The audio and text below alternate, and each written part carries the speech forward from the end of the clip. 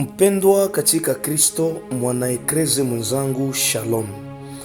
Karibu tuendeleshe mafundisho yetu juu ya mada ambayo ina kichwa nasema utoaji sadaka kwenye huduma ya uamsho wa saa ya mwisho. Mimi ni mtumishi wenu Dau Aksanti. Karibu na Bwana akubariki. Amen. Tulikuwa tumeongea vipengele fulani hivi na tunaendelesha vipengele vyetu. Tutakuwa kwenye kipengele cha 8. Nacho ni swali: je, Mungu tunayemtolea ni maskini? Jibu yake ni hii: hatutolee Mungu kwamba Mungu ni mkosefu. Hapana, Mungu haiko mkosefu na Mungu haiko maskini. Zaburi 24 mstari wa kwanza anasema, nchi na vyote viijazavyo ni mali ya Bwana, dunia na wote wakaao ndani yake. Acha nikufungue fahamu hii kusaidie. Mungu ni muumbaji wa vyote. Kila kitu kenye kiko kudunia ni uumbaji wa Mungu, iwe bahari, iwe milima, iwe ardhi, watu, vyote vyenye viko na chini ya bahari ni Mungu aliviumba. Na wanadamu wote tunatoka kwenda ile ambayo tunaita kutafutisha. Kwenye Swahili legevu tunazoea kusema tunaenda tafuta maisha. Sasa kote tunakokwenda kutafuta, tunatumika mshamba ya Mungu. Siongee shamba kwa namna ya kiroho kwa kauli za Biblia, lakini naongea shamba ya mwili. Ni kule njiko tunatumika ili tupate chakula ya mwili. Hata Biblia inasema asiyetumika na asile. Sasa chakula, mavazi, nyumba, pesa za kulipia watoto shule, pesa za kulipa matunzo ya afya na mengine kadhalika, tunavitosha katika shamba ya Mungu. Tutwale mfano ya bamwami. Watu wengi sana tunatoka kwenye vijiji, tunatoka kwa masheferi fulani. Kule kwenye tunatoka kwa vijiji tunakuwa na wale ambao tunaita bamwami.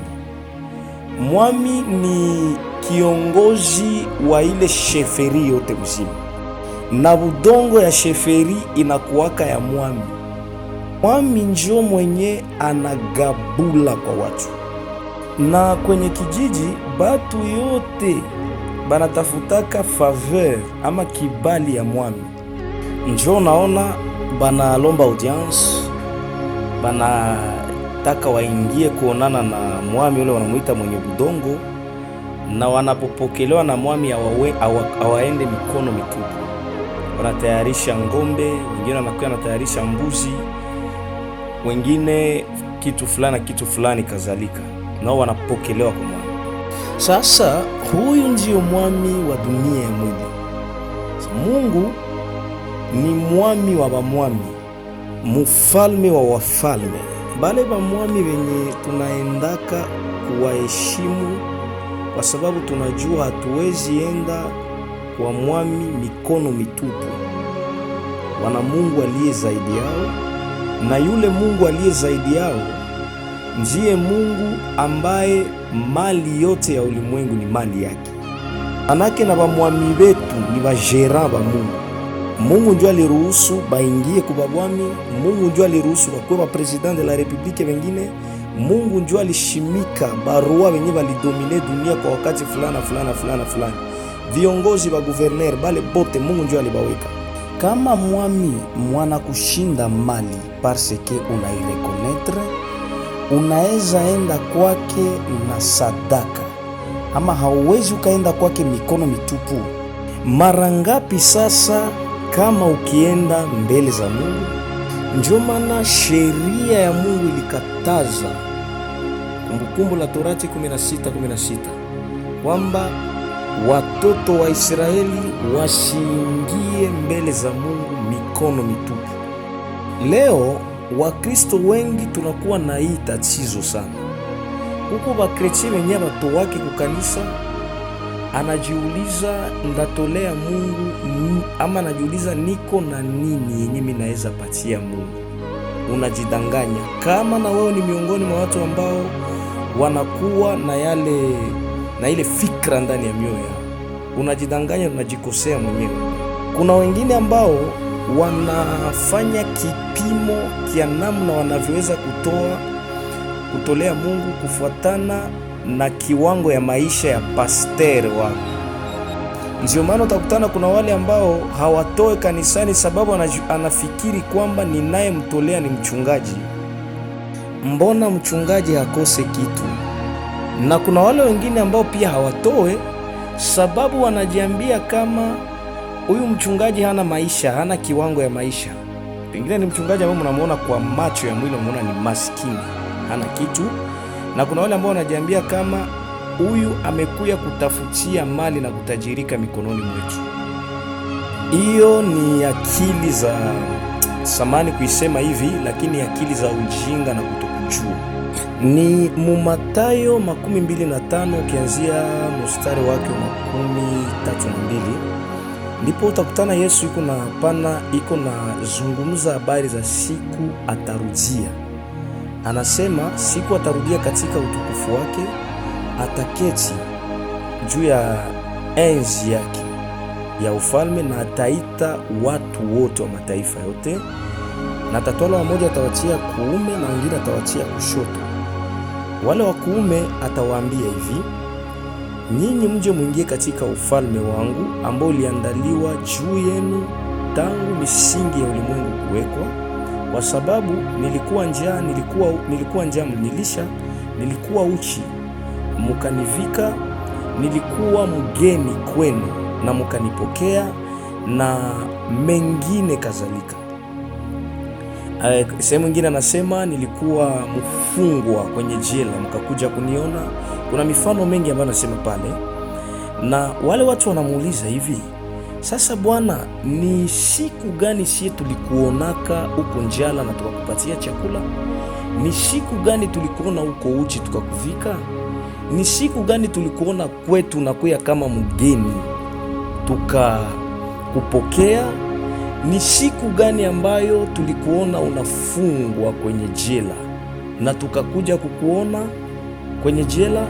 Yesu akawaambia hivi, siku yote yenye bile mulivifanyia wale wadogo, mulifanyia wa ndugu zangu.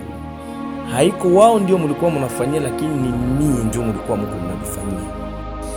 Hautaona Mungu iko mubalabala havale manguo juu alikosewa na manguo.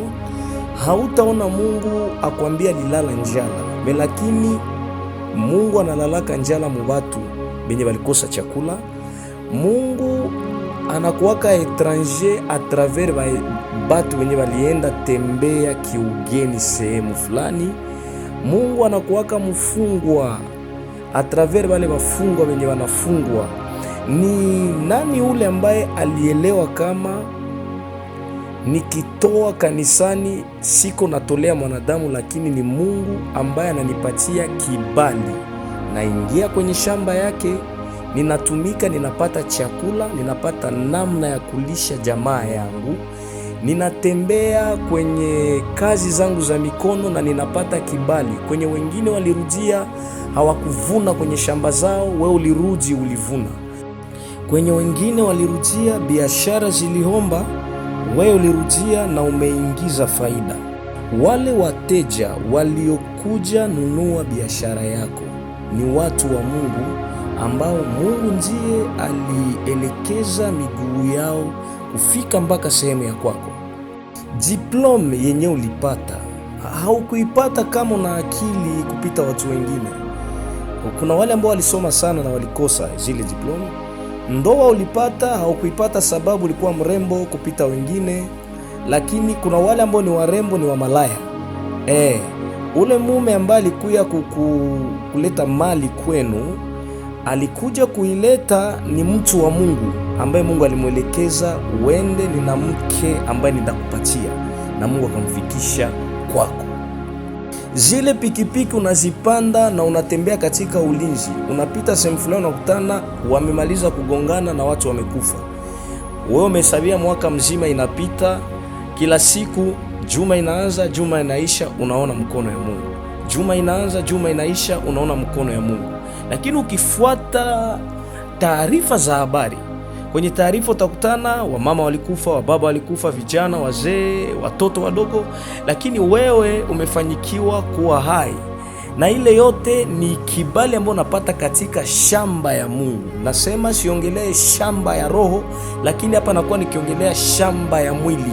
Ingalawa haya yote watu hatujajua kuendaka mbele ya mfalme wa wafalme, tukija na sadaka ya heshima mbele za Mungu. Ndugu mpendwa, wakati hautakwenda mbele za Mungu na sadaka ya heshima, ujue kama ni shamba tu tena ya Mungu ndio utarudia ndani utafute kibali ya kufanyikiwa kimwili.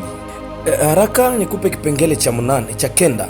Ni vitu gani vinatusukuma tumtolee Mungu? Ya kwanza, tunatolea Mungu kwa kumpenda Mungu ama kwa upendo tunao juu ya Mungu. Ya pili, tunatolea Mungu kwa roho ya shukrani. Ya tatu, tunatolea Mungu kwa kukubali yale anayoyatenda maishani mwetu. Ya ine, tunatolea Mungu kwa roho ya maabudu. Chanzo ya kwanza kubwa ya utoaji ni upendo. Kama unampenda mtu, hakikisha utatoa, na Mungu anawapenda watu wanaotoa. Hiyo unatakiwa uijue kabisa na uweke moyoni mwako. Mungu anawapenda watu wanaotoa. Naye Mungu mwenyewe, Mungu alitoa mwanawe sababu alipenda. Biblia inasema kama jinsi hii Mungu alipenda ulimwengu hata akamtoa mwanawe wa pekee. Kwamba chanzo ya kila kutoa inasukumwa na upendo, na Mungu naye anapenda wale wanaotoa. Yesu anasema kwenye Yohana 10:17, anasema ndiposa Baba anipenda kwa sababu nautoa uhai wangu. Kweli Mungu anawapenda sana watoaji. Tena narudilia, anasema Mungu anawapenda sana watoaji. Aliona mtoaji kwenye hekalu kule Yerusalema, akamsifia kwa mambo ya utoaji kupita wengine wote. Tunatolea Mungu kwa roho ya shukurani. Motivation ama kitu kingine kinakusukuma ni pale unaanza ona kwa moyo wa shukurani ni nini Mungu anafanya katika maisha yako. Ulienda hospitali na magonjwa fulani ukarudi uko hai. Kuna wengine walienda hospitali na magonjwa dhaifu kupita magonjwa uliokuwa nayo, lakini hawakurudi, walikufa na tayari wameshazikwa.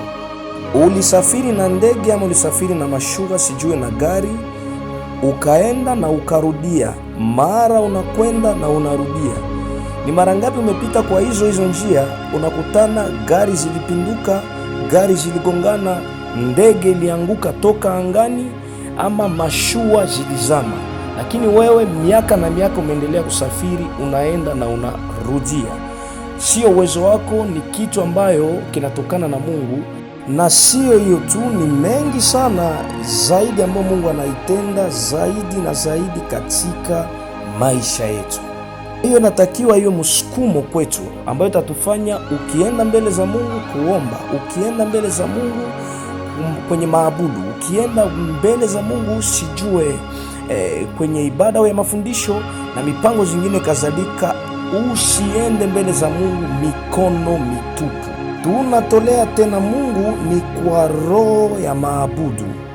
Ile sadaka unazochukua kwenye mkono ni maabudu ambayo unaipeleka mbele za Mungu.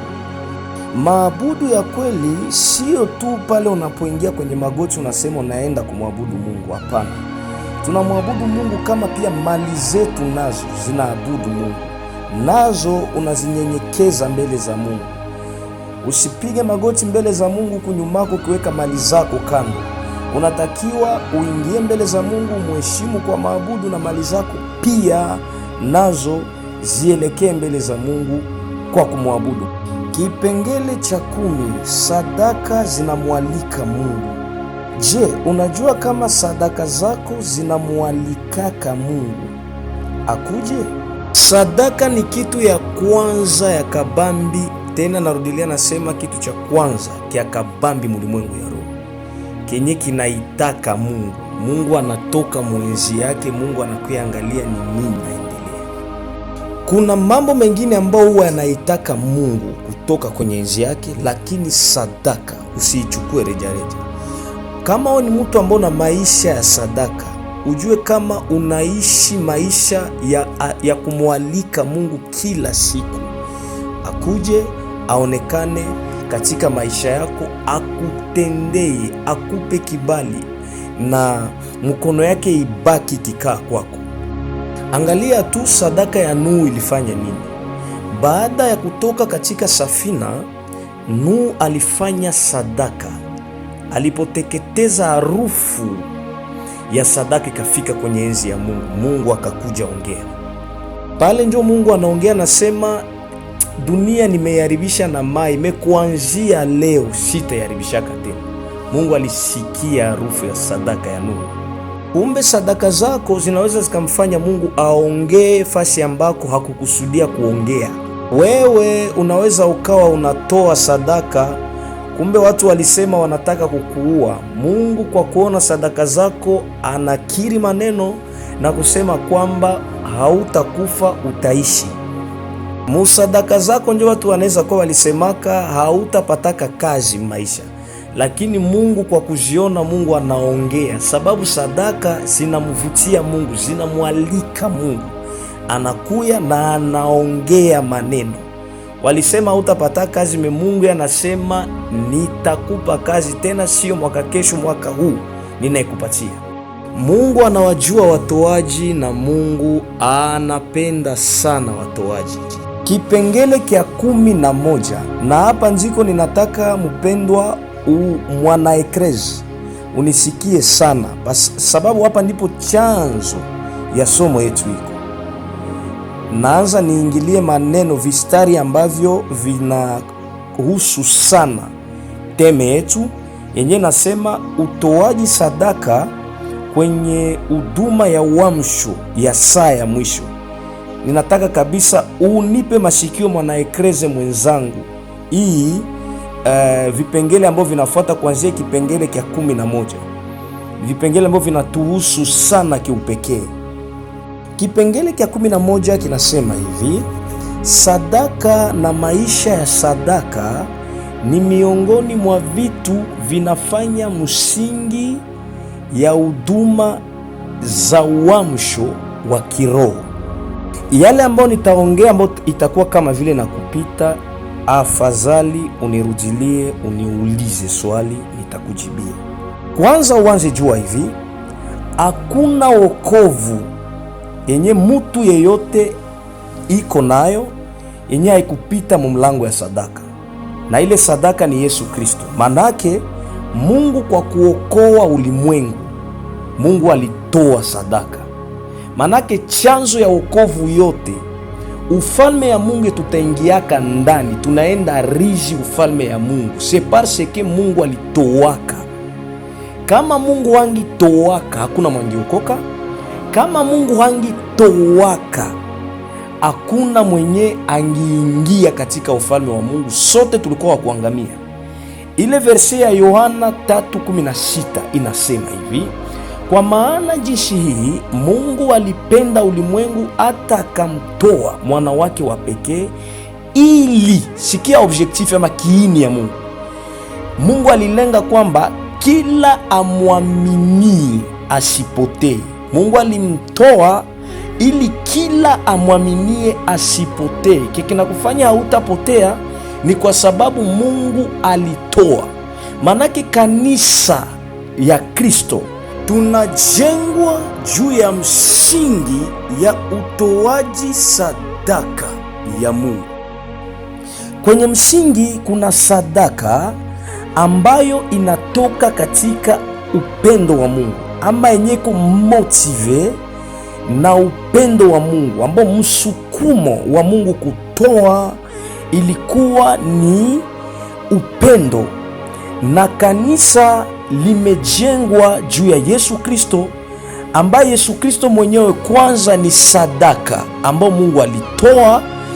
Maana yake kanisa la Kristo ambalo linaamka kiroho ni kanisa ambalo linaanza jua nafasi ya sadaka katika huduma za kiroho na nafasi ya upendo katika huduma ya kiroho.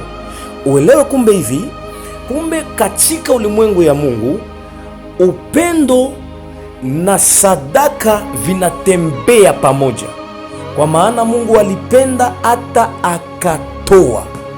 Kijana anayekwenda kuoa anaoa haone uzito wa gharama, kwa sababu anapenda msika ambaye anataka kumchukua kama mke, na akimtia nyumbani haone uzito wa kwenda tumika na kukatika jasho, kwa sababu ya upendo aliyo nayo juu ya mkewe, pia na upendo aliyo nayo juu ya uzao wake. Kuhusu upendo, Yesu anasema hivi akitufundisha kwenye Yohana 13:35. Anasema, ni hivi watu watajua kwamba nyinyi ni wafuasi wangu, ni hapo mutakaa wenye kupendana nyinyi kwa nyinyi. Na kwenye Yohana 15:13 Yesu akasema, hakuna aliye na upendo mkuu kuliko huu wa mtu kutoa uhai wake juu ya marafiki zake. Kila upendo inasindikizwa na kutoa. Je, mwana wa uamsho wa kiroho, unampenda Mungu? Na kama hakika unampenda Mungu, unaidhihirishaje katika mambo ya utoaji? Uamsho wa kiroho haiko kukaa kitako. Uamsho wa kiroho ni pale Yesu alisema, enendeni ulimwenguni kote mukafanye mataifa kuwa wafuasi wangu, mukiwabatiza kwa jina la Baba, la Mwana na la Roho Mtakatifu. Hapo ndipo swali linakuwa ngumu kidogo. Neno tutalifikishaje kwa mataifa pasipo gharama? Uko Kongo, utatokaje Kongo ufike Nigeria? Uko Kongo, utatokaje Kongo ufike Zimbabwe? Uko Kongo, utatokaje Kongo upeleke injili ya uamsho Egypt? Isipokuwa kumekuwa gharama kubwa ambazo zinafanyika. Uko Afrika, utafikishaje injili ya uamsho Australia pasipo gharama?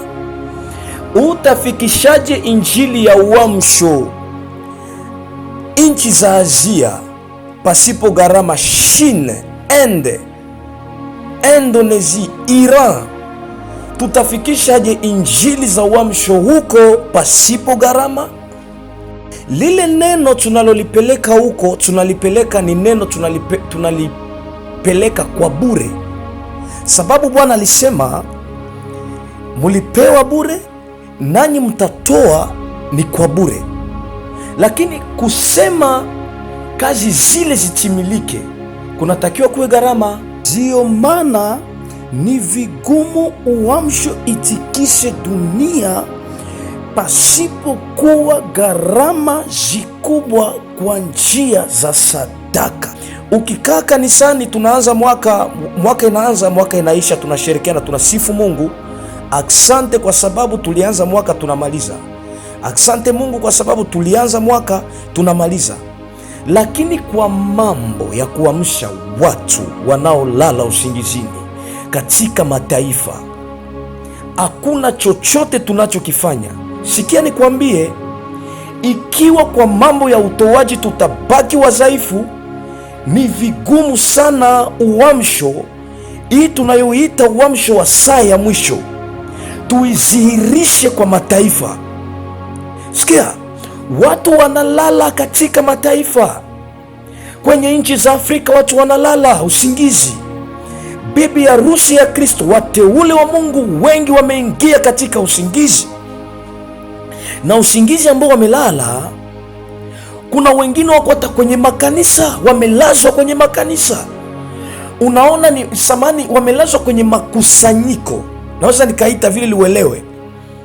Unaona ni kusanyiko, lakini limewafanya watu wasinzie, wabaki wakifuatilia mambo ya dunia, wasijue kwamba tunakuwa kwenye siku ambazo tunamsubiria bwana harusi.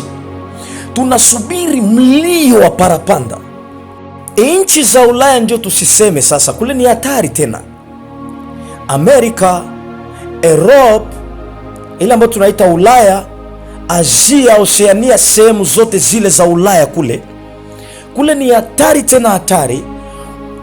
Wazungu wana haja ya injili ya uamsho. Na kuambia mwanaekrezi mwenzangu, wazungu wana haja ya injili ya uamsho. Utawasafirishaje wainjilisti kwenda Amerika, kwenda Europe ama Ulaya, kwenda Asia, pasipokuwa gharama kwa njia za sadaka? Tunahubiri kwenye miji zetu, ni mzuri. Tunakaa Goma tunahubiri, tunakaa Bukavu tunahubiri kwenye masoko, ni mzuri. Tunakaa Uvira, tunakaa sehemu ambayo tumefanikiwa kufika, ni mzuri, tunahubiri kwenye masoko. Lakini maono ya uamsho tunaipea nguvu namna gani ili iwe faida na injili ya uamsho iwafikie watu walio kwa mataifa ya mbali zaidi? Tuna fikra gani? Na chanzo ya ile yote ni katika sadaka. Umuhimu wa sadaka kwenye huduma ya uamsho sio tu kwa kusafirisha watu, ama tutaenda kwenye nchi za mbali, tutagharamia mikutano za injili. Hiyo ni preoccupation, wala ni kitu cha kwanza ambacho kinahitajika, sababu Mungu anataka tutoke, asituone fasi moja. Mungu anataka tutoke, asituone fasi moja, na tutatoka kama tumepata nauli, na nauli inaundwa na ushirika wa kila Mkristo yule ambaye anampenda Mungu, sababu bila kumpenda Mungu hauwezi ukamtolea Mungu. Kama una maisha ya sadaka iliyo dhaifu, ni kwamba pia kiwango yako ya upendo juu ya Mungu ni dhaifu pia. Sio kwa bure Abrahamu alikubali kutolea Mungu mwana wake wa pekee Isaka. Sio kwa bure. Kuna mbegu ya upendo mkuu juu ya Mungu ambayo ilikaa ndani ya Abrahamu na woga wa Mungu uliokaa kwake. Mwana ekreze mwenzangu, na kushauria unisikie, kama hatutafunguka kwa viwango vya sadaka, sina oga wa kukufunza haya maneno, sina oga kabisa. Kama hatutafunguka, haijalishi hatukuzoea kufunzwa haya mambo kimsingi, lakini leo na kufunulia hii, kama hatutafunguka kwa mambo ya kufanya gharama za utoaji, maono ya uamsho ya saa ya mwisho, itakuwa vigumu sana tuifaulu. Tena itakuwa vigumu sana tuifaulu. Uamsho haizihirike pale tunatukuza sana kwenye maibada. Uamsho haizihirike sana pale tunapokwenda kwenye vipindi vya maombi ya juma. Haizihirike pale tunapoingia kwenye maibada. Lakini uamsho na maono tunaizihirisha ni wakati tunatawanyika, tunaenda kwenye miji, kwenye vijiji, tunaenda kwenye mainchi. Kuna wale watatumwa kwenda kwenye nchi za mbali wapeleke injili, na tutatia misingi za uamsho. Maono itapanuka, watu wataingia, watajengwa na watalindwa katika woga wa Mungu, wakijua kumsubiria bwana harusi na kusubiri mulio wa parapanda ipasavyo. Unajua, kama Wakristo wa kwanza kwenye kanisa la mitume, kuna yale makanisa ambao nao walikuwa na udhaifu wa kugharamia injili, na ililetea wakina Paulo uzito. Walishindwa kufanya kazi kwa nguvu na kuitembeza sehemu mbalimbali kama ipasavyo. Ile yenyewe walikuwa wanaita mavoyage missionnaire ze Paulo alifanya. Yeye alihubiri nchi ambazo zilikaliwa na ibada za maabudu ya sanamu. Aliingia kule na alihubiri. Alifikaje zile sehemu? Kuna kanisa moja ama mbili miongoni mwa zote ambazo zilikuwa zile eneo, ambao walijua kama pasipo kugharamia safari anazozifanya hawangalifaulu kuleta uamsho zile eneo. Utakutana kanisa kama vile lile la Filipi.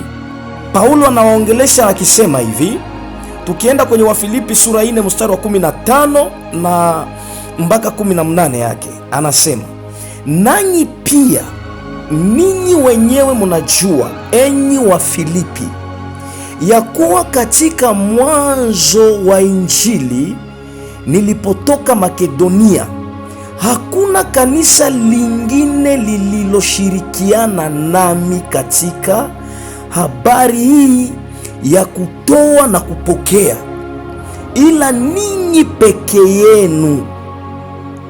Kwa kuwa hata huko Tesalonike muliniletea msaada kwa mahitaji yangu, wala si mara moja.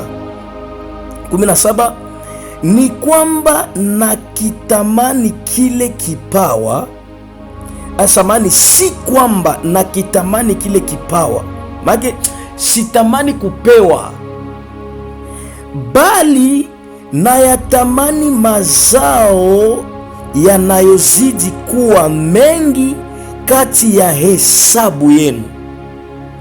Manake benye walikuwa wanapatia Paulo hakukuwa na vitamani juu tu iko na tamaa, hapana.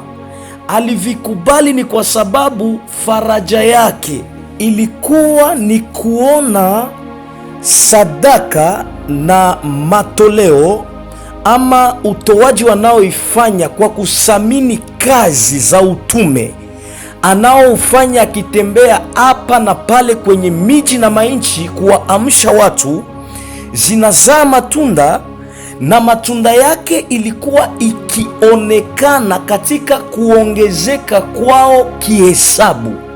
Ecclesia, tunaweza kuwa na wahubiri wazuri, tunaweza kuwa na walimu wazuri, tunaweza kuwa na wachungaji wazuri, lakini maono ya uamsho hatutaweza kuipanua kwa sababu tuna udhaifu kwa mambo ya utoaji. Ingine unayotakiwa kuijua juu ya sadaka na utoaji, sadaka kwenye huduma ya uamsho wa saa ya mwisho ni hii: neno na nyimbo hazitoshe, kutabiri haitoshe, kuhubiri, kutangaza injili haitoshe. Sikuambie kama hatutakiwe kuhubiri, hatutakiwe kuimba ama hatutakiwe kutabiri, bali nasema havitoshe. Injili yetu inatakiwa izihirike kwa matendo ya upendo na ushirikiano wa ndugu katikati yetu. Kwa sababu gani? Kule tunakokwenda kuhubiri tunawavuna watu ambao wanakuja katika kanisa, wanakuja kwa Kristo. Kuna wale utawavuna ni mayatima, anahitaji asome shule. Kuna wale utawavuna ni wajane. Kuna wale utawavuna ana kiwango fulani ya ukosefu kwa mambo fulani. Tukienda nje, tunaenda kuwaamsha watu, wanasikia injili, wanakuja katika jamaa ya Kikristo, tena Wakristo wa uamsho ya saa ya mwisho. Huyu si anaingia kwenye jamaa mpya, familia mpya ambayo anaingia ndani. Sasa nguvu ya injili iko wapi? Wakati tunaweza tukavuna mtu, tunaweza tukakaa kwenye vikundi, sisi watu wa uamsho ya kiroho ya saa ya mwisho, na kuna mayatima katikati yetu, kuna wajane katikati yetu wana mahitaji, tuna ndugu zetu ambao wanalala njala, wanakosa chakula ya kula. huku miongoni mwetu kukiwa na wale ambao gala zao zinajaa chakula, kukiwa wale mayatima ambao wanakosa hata pesa za kusoma shule. Mnaimba kwaya pamoja, wengine mmewafunza ama tumewafunza, wanaingia kuma protocol, wanaingia kudiakona kule wanakoingia, lakini anakuja kuabudu akiwa na maumivu ndani yake. Ni kweli wanatakiwa wafunzwe kujua kuvumilia mapito mbalimbali, lakini kanisa la Kristo, kanisa la uamsho, tunakuwa na ile jukumu ya kugharamia ndugu zetu ambao wanakuwa na kiwango fulani ya ukosefu. Kumbuka kwenye Mathayo 25 Yesu aliwaambia wale waliokuwa kwenye mkono wake wa kuume, njoni ingieni katika ufalme wa mbinguni, kwa sababu nilikuwa njaa mlinilisha, nilikuwa uchi mlinivika na kadhalika. Je, kanisa la uamsho ya sasa, kanisa la uamsho ni la ile hali ya kulisha walio njaa, kuwavika walio uchi? Na tutaweza fikia pale ikiwa tu kanisa lina maisha ya utoaji. Hapa ndipo natakiwa uelewe hivi ya kwamba utoaji sio pesa peke yake. Kuko mtu mwenye dimanshi hatatoa kwa sababu anafikiri kwamba sikupata pesa ya kutoa. Hapana, unaweza kuwa hukupata pesa lakini ulipata murongo ya bunga na unaweza ukakuja nao kama vile sadaka. Unaweza kuwa hukupata pesa lakini ulipata 5 kilo ya sukari na unaweza ukaja na ile 5 kilo na unaitia kwenye kapo ya sadaka. Unaweza kuwa haukupata kingine kifula lakini ulipata kuku. Alafu ni viongozi wa kanisa wanajua huyu kwenye sadaka, kwenye gala tulipata kifulani na kifulani na kifulani, tulipata hii kifulani inaenda kuingia kwenye gala, hii kifulani itaweza kusaidia mayatima kwenye kanisa, inaweza kusaidia jamaa zisizojiweza ambao wanakuwa kwenye kanisa. Hizi mavazi ambazo zililetwa, na hapa ninakushauria hii mengi, mara nyingi nimeiona kwenye vikundi, si vibaya sababu wengi wanaifanya na moyo wa shukrani, lakini ningekushauria hivi, kama tutachukua maamuzi mapya na kama kwenye paroisse yenu hamufanye hivyo, ninakushauria hivi, kwenye gala ya mavazi jitahidi sana, tafuta vazi mpya. Kama umenunua chemise ama shati moja, kama umenunua suruali moja ama mbili, tafuta ingine suruali nunua, tafuta kikwembe nunua, kingine peleka kwenye gala kanisani. Jua kama wewe unatakiwa uvae, lakini pia kuna mwingine kanisani ambaye naye anaweza akakuwa na haja ya kuvaa. Ni mara ngapi tumeingia kwenye maibada, unaona wamoja wanaingia wanavaa vizuri, na kwenye kanisa unakutana kuna kijana mmoja ama mama mmoja ambaye amevaa kikwembe kinachanika, amevaa kiato kinakatika, amevaa mwingine ukiingia kwenye maombi anatoa viato, mnaona shocks zinakatika katika. Mara moja inatakiwa ituvutie sisi watu wa uamsho kujua kwamba tuna udhaifu kwa mambo ya utoaji. Ile ni injili kubwa waliojua kuifanya kanisa la mitume. Sasa ni namna gani tutajigamba kwamba tumejengwa, imani yetu imejengwa juu ya mitume na manabii, isipokuwa kama mambo mengine tunatunza kanisa kama vile mitume walijua kuitunza? Kwa sababu uamsho ya kwanza kubwa iliyotokea duniani ilikuwa uamsho ya kanisa la kwanza, tena kanisa la mitume. Sisi tunaojidai kuwa wana wa uamsho, kanisa la uamsho ama za uamsho, sababu sio eklezia peke yake, sisi tunaojidai kuwa kanisa za uamsho, tunatakiwa tujue mambo ya sadaka ilitunzwa namna gani katika kanisa ya uamsho. kanisa ya uamsho ya kwanza, kanisa la mitume, walijua kutoa na walijua maana ya kutoa ni nini. Gala zao zilikuwa zikitunzwa, walikuwa wakijaza gala mavazi mapya, viato, chakula ambao walikuwa wakigawanya, ambao walikuwa wakipatia wajane, wakipatia mayatima.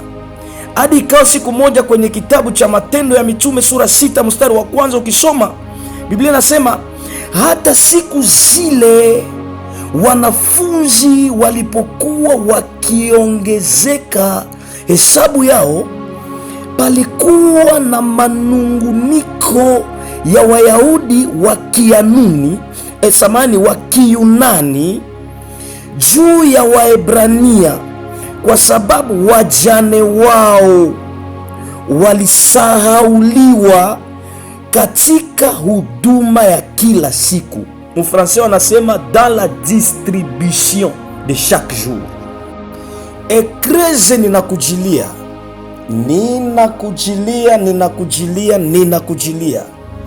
tena, ninakujilia kukuambia tuamke.